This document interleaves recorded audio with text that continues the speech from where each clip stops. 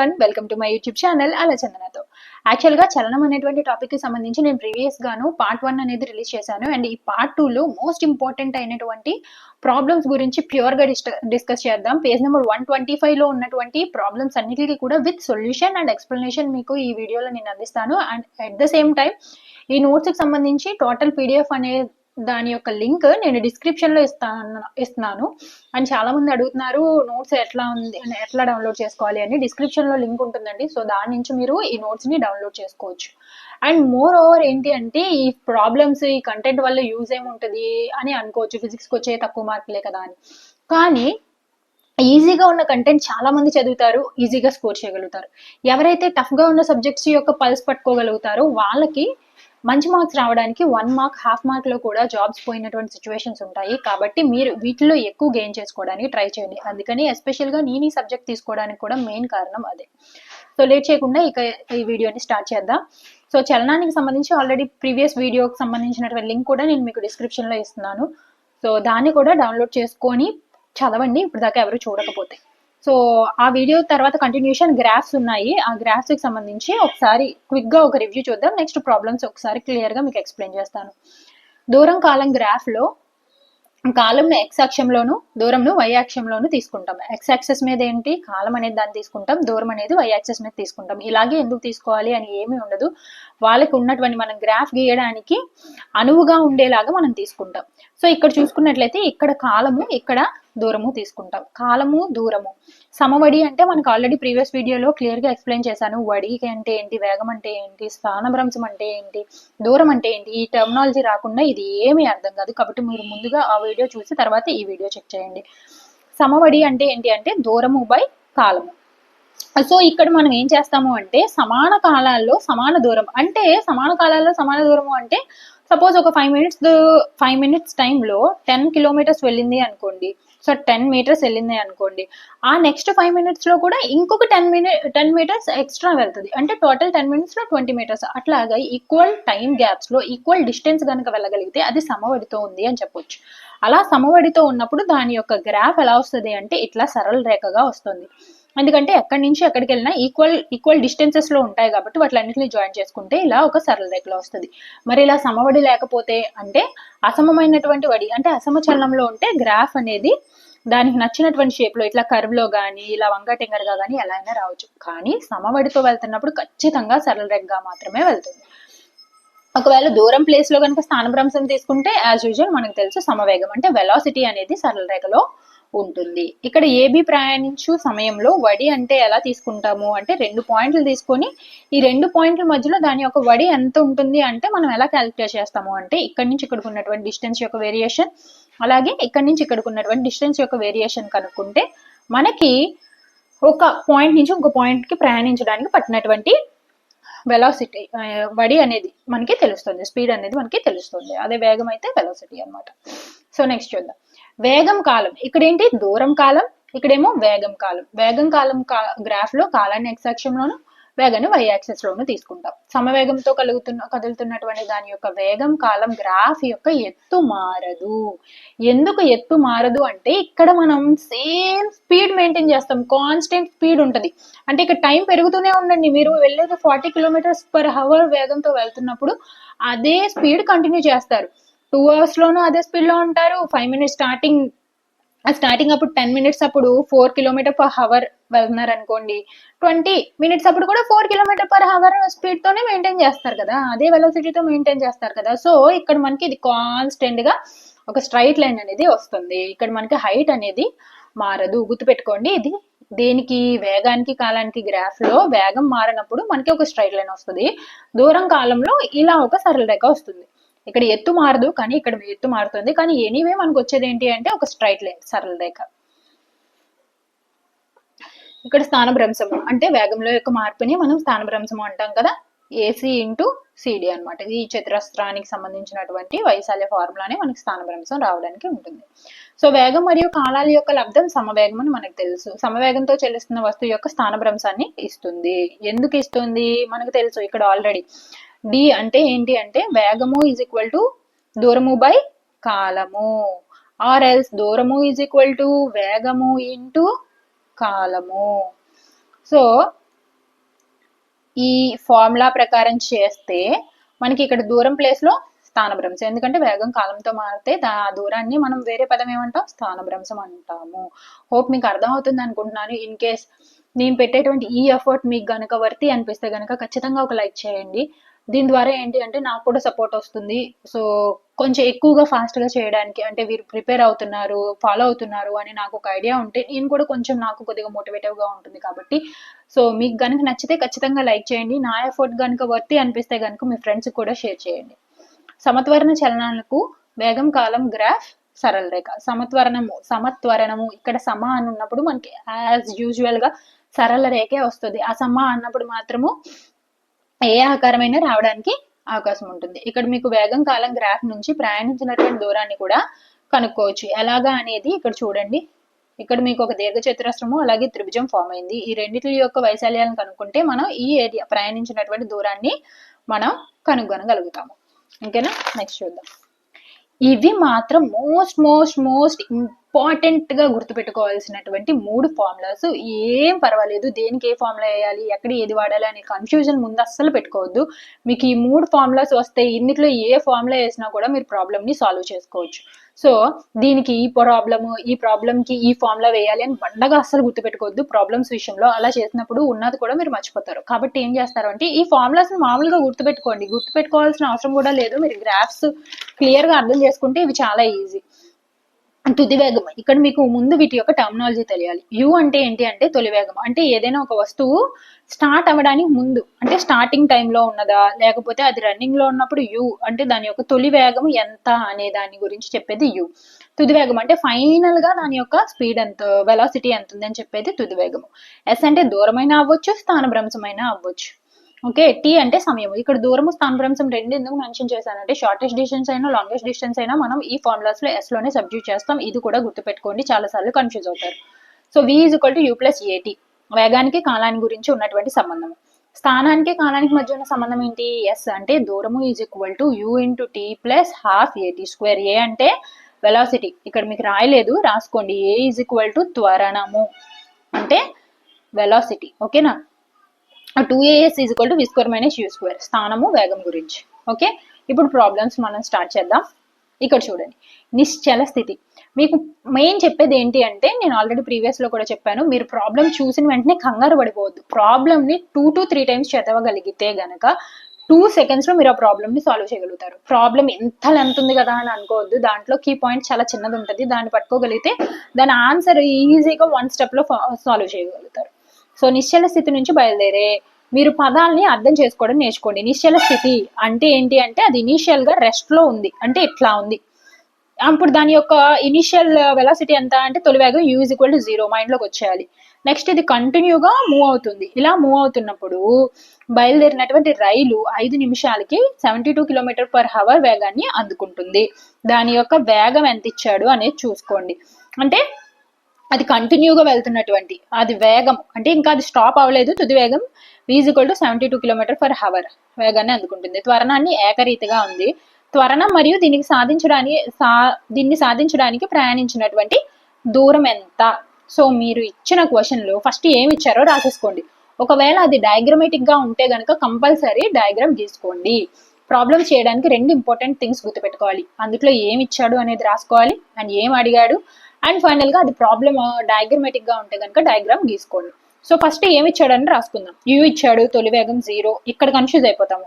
v 72 km/h, ఇక్కడ మీకు already చెప్పాను km/h ఉంటే గనక m/s లోకి మార్చుకోండి. అన్ని యూనిట్స్ కూడా ఒకటే, ఇచ్చిన అన్ని యూనిట్స్ కూడా ఒకటే ఉండాలి. 72 × 5/18 అంటే 20 m/s లోకి మార్చుకోవాలి. టైం ఎంత ఇచ్చాడు 5. సో ఈ మూడిట్లకి సంబంధించి ఏ ఫార్ములా ఉంది, 2as అంటే మనల్ని అడిగింది ఏంటి, అక్కడ రిలేటెడ్ గా ఏ ఫార్ములా ఉంది. లేదు మీకు గుర్తు రావట్లేదు అంటే ఈ 3 ఫార్ములాస్ ని మీకు ఇచ్చినటువంటి రఫ్ పేపర్ మీద వేసేసుకోండి. వేసేసుకున్న తర్వాత అప్పుడు ప్రాబ్లమ్ సాల్వేషన్ కి దిగండి. ఎందుకంటే మనం ప్రాబ్లమ్ సాల్వ్ చేస్తున్నప్పుడు ఆ ఫార్ములా గుర్తు రాకపోతే మళ్ళీ ఇబ్బంది పడతాం. సో మనకు కావాల్సింది ఏంటి, త్వరణం. ఇక్కడ ఈ ఫార్ములాలో త్వరణం ఉంది, ఈ ఫార్ములాలో త్వరణం ఉంది. మనకి ఏది కావాలన్నా వేసుకోవచ్చు. v కానీ ఇది వేసుకోవడానికి ప్రాబ్లం ఏంటి అంటే మనకి s తెలియదు. కాబట్టి మనం v = u + at తో ఫాలో అయిపోదాం. ఇక్కడ ఏని ఫైండ్ అవుట్ చేస్తాము క్యాలిక్యులేట్ చేసి, అండ్ ఇక్కడ దూరాన్ని ఫైండ్ అవుట్ చేయడానికి s is equal to u t plus half a t square వేసుకోవచ్చు, or 2as is equal to v square minus u square. As usual గా ఏ ఫార్ములా అయినా మీరు వేసుకోవచ్చు. కాకపోతే సబ్స్టిట్యూషన్ క్లియర్ గా చేసుకోండి అండ్ మల్టిప్లికేషన్ క్లియర్ గా చేసుకోండి, సాల్వేషన్ నీట్ గా చేసుకోండి. సో హోప్ మీకు అర్థమైంది అనుకుంటున్నాను. ఎలా చేసినా కూడా మనకు ఆన్సర్ ఒకటే వస్తుంది. నెక్స్ట్ క్వశ్చన్ చూద్దాం. సమత్వరణంతో ప్రయాణిస్తున్నటువంటి కారు వేగం 5 సెకండ్లు 18 km/h నుంచి 36 km/h గా మారింది. త్వరణము దూరము కనుక్కోండి. ఇక్కడ మనకి రెండు త్వరణాలు రెండు తుది వేగాలు ఇచ్చాడు, అంటే ఇక్కడ నుంచి ఇక్కడికి మారింది అని చెప్పేసి.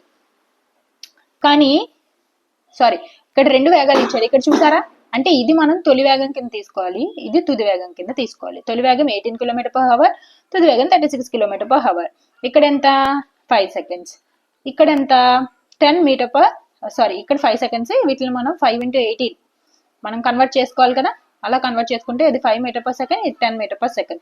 సో మనం ఇక్కడ సబ్స్టిట్యూట్ చేసుకుంటాం. v is equal to u plus ఏటీ, u ఇటు వస్తే v minus u is equal to ఏటీ. ఇవి నాన్ మ్యాథ్స్ స్టూడెంట్స్ కి ఇక్కడే ఇబ్బంది పడతారండి, సో అందుకని క్లియర్ గా చెప్తున్నాను. a is equal to v minus u by t. అంటే ప్లస్ ఇటువైపు వెళ్తే మైనస్ అవుతుంది, ఇంటూ ఇటువైపు వస్తే డివిజన్ అవుతుంది. సో అది గుర్తుపెట్టుకోండి. దీంట్లో సబ్స్టిట్యూట్ చేసుకుంటాం, మనకి ఆన్సర్ వస్తుంది.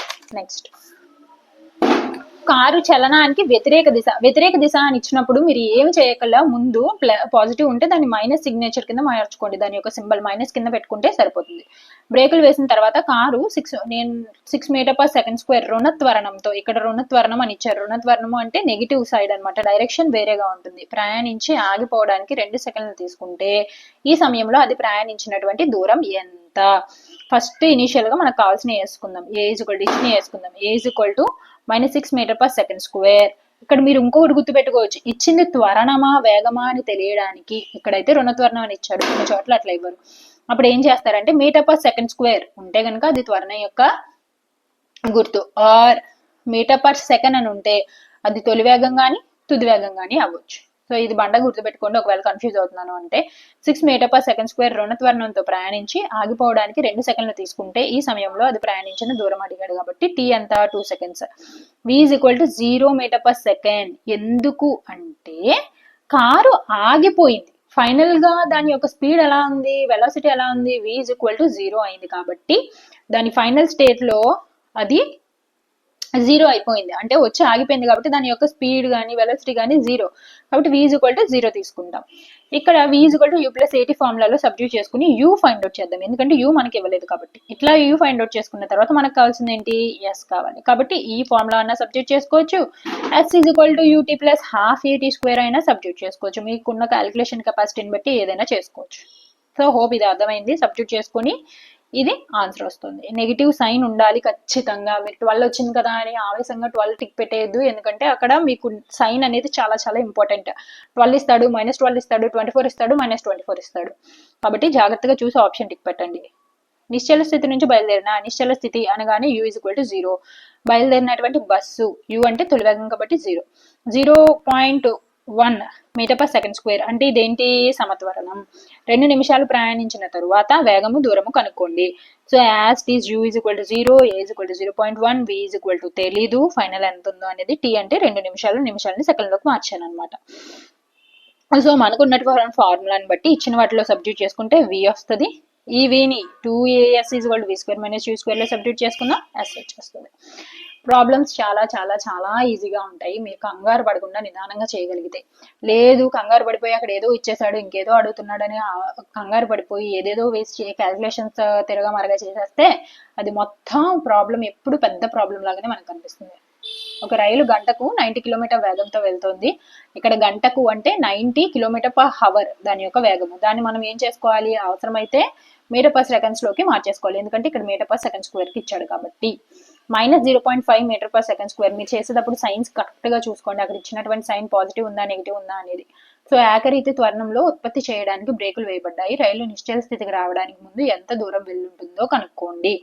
అంటే కదులుతున్నటువంటి రైలు బ్రేక్ వేసిన తర్వాత కొంచెం వెనక్కి వస్తుంది, ఏదైనా మనం బండి ఆపినా కూడా కొంచెం వెనక్కి కదులుతుంది.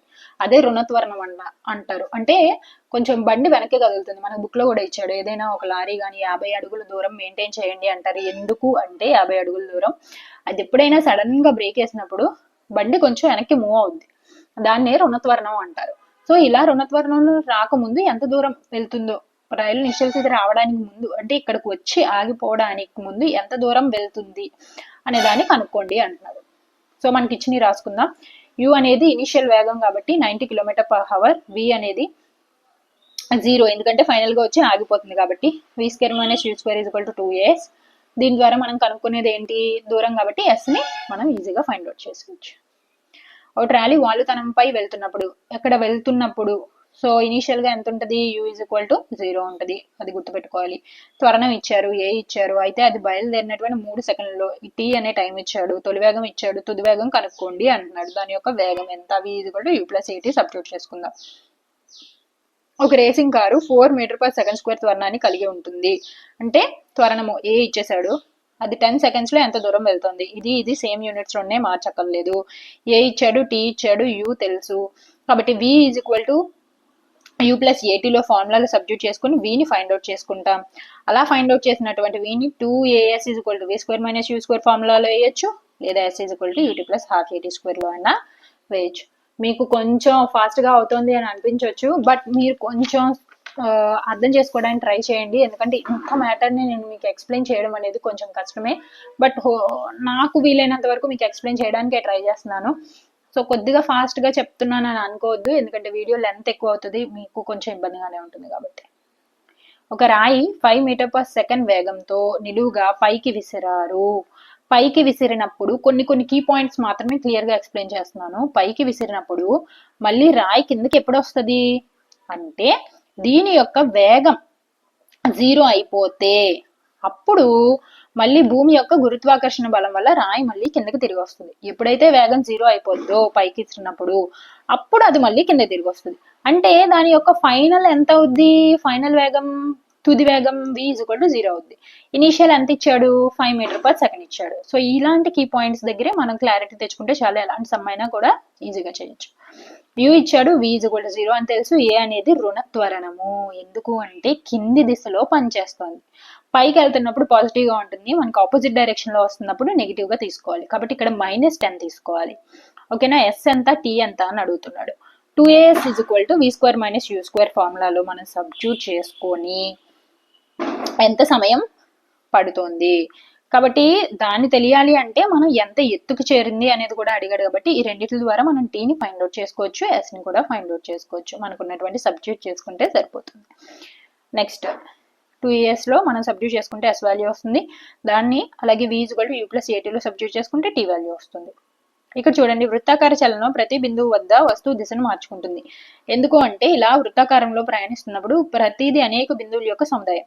ఇక్కడ నుంచి ఇది ఈ డైరెక్షన్ లో ఉంది, ఇది ఈ డైరెక్షన్ లో ఉంది, ఇది ఈ డైరెక్షన్ లో ఉంది, ఇది ఈ డైరెక్షన్ లో ఉంది. ప్రతి బిందువు దగ్గర వస్తువు ఏం చేస్తుంది అంటే దాని డైరెక్షన్ ని మార్చుకుంటూ వెళ్ళిపోతుంది. అప్పుడు మార్చుకుంటూ వెళ్తున్నప్పుడు ఏమవుద్ది, దిశ లేదా పరిమాణం రెండిట్లో ఏదో ఒకటి మార్పు వచ్చినా కూడా సమవడి నుంచి సమత్వరణం నుంచి మార్పు అనేది కనబడుతుంది. కాబట్టి దిశ లేదా పరిమాణంలో మార్పు వస్తే సమవడితో కదులుతుంది, సమవడితో కదిలేది, అలాగే దాంట్లో యొక్క చేంజ్, వేగంలో చేంజ్ కనబడుతుంది, దాని త్వరణంలో కూడా మనకి చేంజ్ కనబడుతుంది. ఎలా అంటే దిశాపరంగా మనకి చేంజ్ కనబడుతుంది, పరిమాణం పరంగా కాదు. వృత్తాకార చలనంలో ఉన్నటువంటి వస్తువు యొక్క వడి v = 2πr, దూరము బై కాలము. ఎందుకు 2πr అంటే వృత్తం యొక్క చుట్టుకొలత, అంటే ఇది ప్రయాణించిన దూరం మొత్తం ఎంత అవుద్ది, 2 × 22/7 × r, 2πr అవుతుంది. చంద్రుడు, భూమి యొక్క చలనం, భూమి చుట్టూ ఉన్న ఉపగ్రహాలు, వృత్తాకార తలంపై సైక్లిస్ట్ మొదలైనటువంటి సమవృత్తాకార చలనానికి ఉదాహరణగా చెప్పుకోవచ్చు. ఇవి క్వశ్చన్స్ అని చెప్పేసి మనకి స్పెషల్ గా బుక్ లోని, టెక్స్ట్ బుక్ లోనే బ్యాక్ సైడ్ 125 పేజ్ లో కాకుండా మిడిల్ లో కొన్ని ప్రాబ్లమ్స్ అడిగారు, వాటిలో ఎక్స్ప్లెనేషన్ అనమాట. ఇవి అయిపోయిన తర్వాత టెక్స్ట్ బుక్ లో ఉన్నటువంటి క్వశ్చన్స్ చెప్తున్నాను.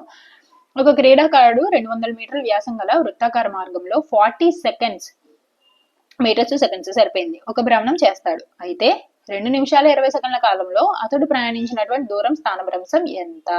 సో ఇక్కడ మనం వృత్తం ఇచ్చాడు, దాని యొక్క వ్యాసం ఇచ్చాడు, వ్యాసార్థం కాదు వ్యాసం ఇచ్చాడు. సో దూరం ఎంత, 200 మీటర్స్, కాలం ఎంత, 40 సెకండ్లు. సో ఇంకా ఎంత దూరం ప్రయాణించాడు అనేది కనుక్కోవాలి. ఎంత టైంలో, 2 నిమిషాల 20 సెకండ్లలో ఇంకా ఎంత దూరం తిరిగి ఉంటాడు అనేది కనుక్కోవాలి. అంటే అసలు 140 నిమిషాల్లో సారీ దీన్ని సెకండ్స్ లో మార్చుకుంటాం కాబట్టి 140 సెకండ్స్ లో ఎంత దూరం ఎన్ని రౌండ్లు వేయగలుగుతాడు అనేది చూడాలి. ఒక రౌండ్ 40 సెకండ్లు వేస్తున్నాడు అంటే 140 సెకండ్లు ఎన్ని రౌండ్లు వేస్తాడు? 140/40 వేసుకుంటే 3.5 రౌండ్స్ అనేవి తిరగలుగుతాడు. సో ఒక రౌండ్ యొక్క దూరం ఎంత అవుద్ది అంటే 2πr అంటే 2 × 22/7 చుట్టుకొలత ఫార్ములా కట్టి దాని ఇంటూ 3 1/2 వేస్తాం. ఇక్కడ కన్ఫ్యూజ్ అవసరం లేదు. స్థానభ్రంశం అంటే 200 మీటర్స్. ఎందుకు అంటే మనకి ఇనిషియల్ పాయింట్ ఇక్కడ, ఎండింగ్ పాయింట్ ఇక్కడ, ఏ బి ఇలా తిరిగి ఏ నుంచి బికి వచ్చాడు అనుకోండి. అప్పుడు ఈ రెండింటి మధ్య ఉన్న షార్టెస్ట్ డిస్టెన్స్ ఎంత? 200. కాబట్టి దానికి స్థానభ్రంశం ఎంత అవుద్ది? షార్టెస్ట్ డిస్టెన్స్ స్థానభ్రంశం కాబట్టి 200 మీటర్స్ అవుతుంది. జోసెఫ్ 300 మీటర్లు పొడవైనటువంటి సరళరేఖ మార్గం యొక్క ఒక చివర ఏ మరియు బి వరకు 2 నిమిషాల 30 సెకండ్లలో జాగ్ చేసి వెనుకకు తిరిగి మొదటి స్థానం వైపు 1 నిమిషం పాయింట్ సి కి 100 మీటర్లు జాగ్ చేస్తాడు. ఏ నుంచి బికి సగటు వేగం సగటు వడి వేగాలను కనుగొనండి. ఏ నుంచి సికి సగటు వడి వేగాన్ని కనుగొండి. ఏ నుంచి బికి మనకి క్లియర్ గా తెలిసిపోతుంది. మొత్తం ఎంత? 300 మీటర్స్. వడి ఈజ్ ఈక్వల్ టు దూరము బై కాలము. 300 మీటర్స్ ని ఎంత? 150 సెకండ్స్. దీన్ని సెకండ్స్ లోకి మార్చుకుంటాం కాబట్టి 2 మీటర్/సెకండ్. దాని యొక్క సగటు వడి. ఇక్కడ మనకి ఎలాంటి షార్టెస్ట్ డిస్టెన్స్ లేదు ఏ నుంచి బికి వెళ్ళడానికి. కాబట్టి వడిను స్థానభ్రంశము సమవడి సమవేగం రెండు కూడా సమానంగానే ఉంటాయి. షార్టెస్ట్ డిస్టెన్స్ ఏం లేదు కదా. కాబట్టి వేగము అంటే ఏంటి? స్థానభ్రంశము బై కాలము. ఇక్కడ స్థానభ్రంశం ఏమీ లేదు ఏ నుంచి బికి, కాబట్టి సేమ్ అవుతుంది. నెక్స్ట్ చూద్దాం ఏ నుంచి సికి. ఆ పాయింట్ అర్థమైందండి. ఏ నుంచి బికి వెళ్ళాలి అంటే షార్టెస్ట్ డిస్టెన్స్ ఏం లేదు కాబట్టి స్థానభ్రంశం ఏం లేదు, 0. సో ఇక్కడ నుంచి ఇక్కడికి సమవడి ఎంత ఉంటుందో సమవేగం కూడా అంతే ఉంటుంది. ఏసీ చూద్దాం. సగటు వడి అంటే మొత్తం ప్రయాణించిన దూరం చేసుకోవాలి. ఏ నుంచి బికి మళ్ళీ బి నుంచి సికి ఎంత అవుద్ది? 300 + 100 అంటే 400 మొత్తం టైం ఎంత తీసుకుంటున్నాడు? బి నుంచి సికి 1 నిమిషం తీసుకుంటున్నాడు. కానీ ఏ నుంచి సికి రావాలి అంటే ఏ నుంచి బికి వెళ్ళాలి, మళ్ళీ బి నుంచి సికి రావాలి. ఏ నుంచి బికి వెళ్ళినప్పుడు 150 సెకండ్స్, అలాగే బి నుంచి సికి వచ్చినప్పుడు 60 సెకండ్స్. టోటల్ 210 సెకండ్స్ అనమాట. దీన్ని బై పెట్టి డివిజన్ చేసుకోవాలి. సమవేగం ఇక్కడ మాత్రం సమవేగం ఉంటుంది. ఏ నుంచి సికి వెళ్ళడానికి షార్టెస్ట్ డిస్టెన్స్ ఏముంది అంటే ఏసీ. ఇది ఎంత ఉంటుందండి? 200 ఉంటుంది. కాబట్టి ఎందుకంటే 300 మీటర్స్ నుంచి 100 మైనస్ చేస్తే 200 మీటర్స్ వస్తుంది. సో ఇది సగటు వేగం అవుతుంది. సగటు వేగం ఎంత అవుద్ది? 200 టైం మాత్రం సేమ్ ఉండాలండి. టైం తగ్గించడానికి లేదు. టైం 210 మాత్రమే ఉండాలి. ఎందుకంటే మొత్తం ఏ నుంచి సికి రావడానికి పట్టినటువంటి మొత్తం time by shortest distance by మొత్తం టైం. కాబట్టి సగటు వేగం అనేది వస్తుంది. నెక్స్ట్ చూద్దాం. అబ్దుల్ పాఠశాలకు వాహనాన్ని నడిపేటప్పుడు అతని ప్రయాణంలో సగటు వడి గంటకు 20 కిలోమీటర్. అదే మార్గంలో అతని తిరుగు ప్రయాణంలో తక్కువ ట్రాఫిక్ ఉందని సగటు వడి గంటకు 30 కిలోమీటర్స్. ఇక్కడ ఈ క్వశ్చన్ చూసిన వెంటనే మనం చేసే తప్పేంటి అంటే అయితే అబ్దుల్ మొత్తం ప్రయాణం యొక్క సగటు వడి ఎంత అని అడిగాడు. ఇక్కడ సగటు వడి అన్నప్పుడు మనం చేసే పెద్ద తప్పు 20 + 30/2 వేసేస్తాం. మనకు వచ్చే ఆన్సర్ 25. ఎందుకంటే 50/2 = 25 కదా. కానీ ఇక్కడ చూడండి మనకు వచ్చిన ఆన్సర్ 24. మనకు అక్కడ ఆప్షన్స్లో ఇస్తాడు 21, 22, 23, 25, 24 ఇలా ఇస్తాడు అనమాట. మనం చూసిన వెంటనే 25 టిక్ పెట్టేస్తాం, మార్క్ పోతుంది. సో క్వశ్చన్ క్లియర్గా అర్థం చేసుకోండి. అక్కడ ఇచ్చింది ఏంటి అనేది రాద్దాం. వడి S1 = 20 km/h, వడి S2 = 30 km/h. అసలు వడికి ఫార్ములా ఏంటి? దూరం బై కాలం. సగటు వడి అంటే ఏంటి? మొత్తం దూరం బై మొత్తం కాలం కదా. సో మనకి దూరం తెలీదు, కాలము తెలీదు. మనం అప్పుడు ఏం చేద్దాం? S1 ప్రయాణించిన దూరం X అనుకుందాం, S2 ప్రయాణించిన దూరం Y అనుకుందాం. అంటే మొత్తం ప్రయాణించిన దూరం ఎంత? D X + Y = కదా. సో 20 కిలోమీటర్లు 30 కిలోమీటర్లు వడితో కావాల్సినటువంటి టైంని T1 T2 అని అనుకుందాం. సపోజ్ అనుకుందాం. 20 = X/T అంతే కదా, దూరం బై కాలము. 30 = Y/T2 దూరం బై కాలము. ఇక్కడ మనం T1 అంటే ఎంత తీసుకున్నాం, T2 అంటే ఎలా తీసుకుందాం చూద్దాం. T1 ఇక్కడికి వెళ్తే 20 ఇటు వస్తుంది, T2 ఇటు వెళ్తే 30 ఇటు వస్తుంది. సో వీటిని మనం ఇక్కడ సబ్స్టిట్యూట్ చేసుకుందాం. మొత్తం దూరం ఎంత అంటే X + Y/X/20 + Y/30. X + Y, X అంటే D డిస్టెన్స్ అనమాట. X = D అవుతుంది, Y కూడా DA అవుతుంది. X + Y ఇక్కడ 2D అవుతుంది అనమాట. ఎందుకంటే డిస్టెన్స్ కదా. X అంటే దూరము, ప్రయాణించినటువంటి దూరము. Y అన్నా కూడా డిస్టెన్స్ అంటే ముందుకు వెళ్ళి మళ్ళీ వెనక్కి వస్తాడు కదా. ఇక్కడ నుంచి ఇక్కడికి ఎంత D ఉంటుంది, మళ్ళీ ఇక్కడ నుంచి ఇక్కడికి DA ఉంటుంది. మీ ఇంటి నుంచి మా ఇంటికి ఎంత దూరము, మళ్ళీ మా ఇంటి నుంచి మీ ఇంటికి కూడా అంతే దూరం ఉంటుంది కాబట్టి రెండింటిని డి అని అనుకుంటే D plus D by 3D, ఇక్కడ మనం ఎల్సిఎం కడతాం, కాసాక్ కడతాము, 60 3D ప్లస్ 2D సబ్స్టిట్యూట్ చేసుకుంటే మనకు వచ్చేది 24 మీటర్ పర్ సెకండ్. మీకు అర్థమైందనే అనుకుంటున్నాను ఈ సమ్. నెక్స్ట్, సర్వీస్ పై నిశ్చల స్థితి నుంచి ప్రారంభమయ్యే మోటార్ పడవ 8 సెకండ్స్ కు 3.0 మీటర్ పర్ సెకండ్ స్క్వేర్ స్థిరమైన త్వరణంతో సరళ రేఖ మార్గంలో వేగవంతమైంది. ఈ సమయంలో పడవ ఎంత దూరం ప్రయాణించింది? సేమ్ యాజ్ ఇట్ ఈస్, ఏం ప్రాబ్లం లేదు. ఉన్నటువంటి వాటిని సబ్స్టిట్యూట్ చేసుకుందాం. u ఈజ్ ఈక్వల్ టు 0 నిశ్చల స్థితి. Next, a is equal to 3 metre per second square, t is equal to 8 seconds, d distance d అన్న s అన్న. సో దీన్ని మనం దీంట్లో సబ్స్టిట్యూట్ చేసుకుంటాం, సరిపోతుంది. 96 మినిట్స్ 8 సెకండ్స్కి. సో గంటకు 52. ఇక్కడ నాకు ఈ సమ్కి సంబంధించి పూర్తి ఇన్ఫర్మేషన్ అయితే మనకి టెక్స్ట్ బుక్లో ఇవ్వలేదు, కేవలం వేగం ఇచ్చేసాడు, అంతేగాని ప్రయాణించిన దూరం అడుగుతున్నాడు. దీనికి సంబంధించినటువంటి టైం కానీ లేకపోతే ఇనిషియల్ వెలాసిటీ కానీ ఎండ్ వెలాసిటీ కానీ ఏది మనకి మెన్షన్ చేయలేదు. ఇన్ కేస్ దీని గురించి మీకు ఎవరికైనా తెలిస్తే కనుక కామెంట్ చేయండి. హోప్ నాకైతే ఇది క్లారిటీ రాలేదు ఈ క్వశ్చన్కి సంబంధించి. సో దీన్ని నేను స్కిప్ చేస్తున్నాను. నెక్స్ట్ క్వశ్చన్ చూద్దాం. ఒక బంతి 20 మీటర్ ఎత్తు నుంచి స్వేచ్ఛగా పడవేయబడింది. దాని యొక్క వేగం 10 మీటర్ పర్ సెకండ్ స్క్వేర్ చొప్పున ఏకరీతిగా పెరిగితే అది ఏ వేగంతో భూమిని తాగుతుంది? ఎంత సమయం తర్వాత భూమిని తాగుతుంది? ఇలాంటి సమయం ఇందాక మీకు చెప్పాను కదా, బాల్ని ఒక రాయిని పైకి విసిరినప్పుడు దాని యొక్క ఇనిషియల్ వెలాసిటీ, అక్కడ ఫైనల్ వెలాసిటీ 0 అయింది. ఎత్తు నుండి ఇక్కడ స్వేచ్ఛగా పడేస్తున్నారు, అంటే ఇక్కడ నుంచి కిందకి పడేస్తున్నారు కాబట్టి ఇక్కడ ఇనిషియల్ వెలాసిటీ 0 తీసుకోవాలి. ఓకేనా?